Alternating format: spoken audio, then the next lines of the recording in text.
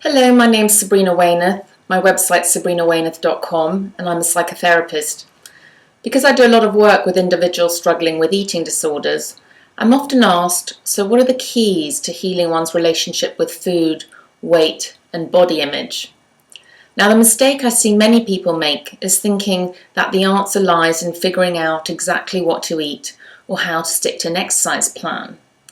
The reality, however, is that whatever we focus on starts to get bigger. So if we have too many thoughts about what we should be eating, what we have eaten but shouldn't have, how much we should weigh or how much we should exercise, I find we start to get imprisoned by those thoughts. And the more we try and force ourselves into a very rigid structure, the more another part of ourselves starts to get anxious, wants to rebel and break out of that structure. So interestingly, the two keys that are guaranteed to transform your relationship with food, weight and your body actually have nothing to do with food or exercise. The first key is what I call learning to tolerate sensation in the body.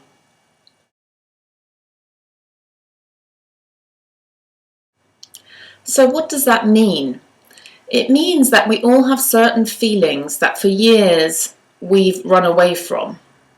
We may call that feeling loneliness, anxiety, anger, boredom, overwhelm, shame, or sadness. But whatever we call it, as soon as that feeling starts to draw near, we find ourselves backing away and bracing against it. The more we brace and tighten in our bodies in an effort not to feel that feeling, the more it's actually just a matter of time until we turn to food to undo the tension that's building up inside of ourselves.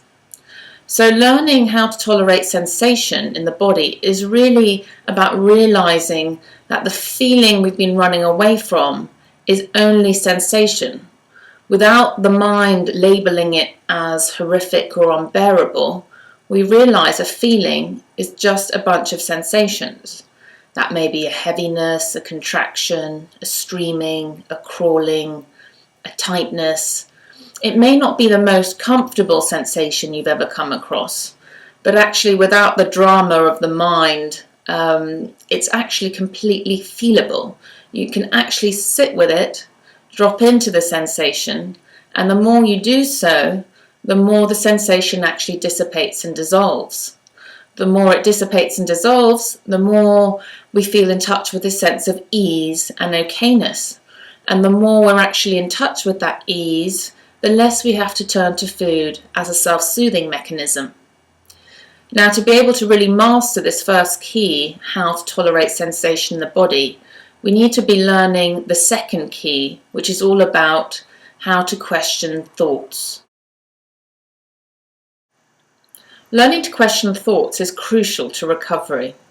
If your head keeps generating and believing negative thoughts, your body will actually follow suit and also create a stream of negative feelings or sensations. If you look closely, you'll notice that angry thoughts create anger, anxious thoughts create anxiety in the body, and depressed or sad thoughts actually create that heaviness. So unless we actually learn to work with our thoughts, what tends to happen is that we flood our systems with negative feelings, which means that sooner or later it's likely that we're going to turn to food for some sort of temporary relief. The key to questioning thoughts is starting to become aware of the top 10 thoughts that are causing you distress because you believe they're true. They'll be different for everybody, but you want to actually write them down so you can learn how to work with them.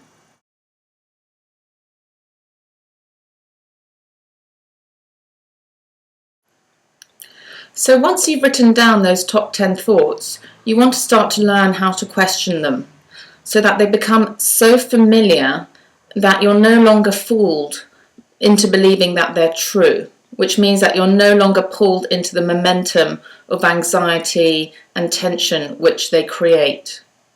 So you start with each thought, perhaps the I should be thinner thought, and you question it. Can I be absolutely certain that in this moment I should be thinner, that I would be better served by being in a thinner body? Is it not possible that I have something to learn, at least for now, by being in this particular body? And you can see how by questioning it, it starts to break up that momentum, that certainty that the thought is true. And in that realization, oh, it may not be true, there's a relaxation that potentially you're exactly where you need to be. As soon as you experience that relaxation, you're no longer going to be filled with tension, which means you're no longer going to be drawn to food to release the tension. And you do that with each single thought, whether it's nobody will ever love me if I look like this, or I've blown it anyway, so I might as well binge and start again on Monday. Now, this is sort of what I teach in what I call mind-body training sessions, which aren't so much about psychotherapy per se, they're more about learning this skill set of how to question thoughts and how to drop into sensations. If you've got any questions or if you want to find out more, please don't hesitate to send me an email at info@sabrinaweymouth.com. Thanks so much for watching. Bye.